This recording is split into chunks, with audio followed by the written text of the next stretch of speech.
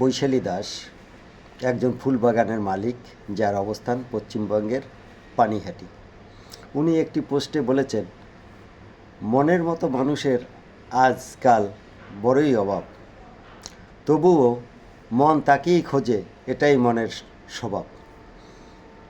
আসলেই এটাই। আপনি যে অবস্থানে আছেন না কেন, যে পরিবেশে আছেন না কেন, আপনি দেখবেন প্রত্যেকটা পরিবেশেই এই সমস্যাটা আছে। আপনি যাকে চাবেন আপনি পাবেন না, এবং এই না পাওয়াটাই সর্বস্তরে সব ক্ষেত্রে আমি দেখছি। শুধু যে আমাদের বাংলাদেশে বা আমাদের এখানে তা না। এই যে পানিহাটি থেকে বৈশালী দাস এই কথাটা বলেছেন, কাজেই এটা তার মনের উক্তি যে আমরা যাকে চাই আমরা তাকে পাই না, এবং এই না পাওয়াটাই আমাদের ভিতরে একটা আকাঙ্ক্ষা কাজ করে। ধন্যবাদ বৈশালী দাসকে, আপনি সুন্দর একটি পোস্ট দিয়েছেন।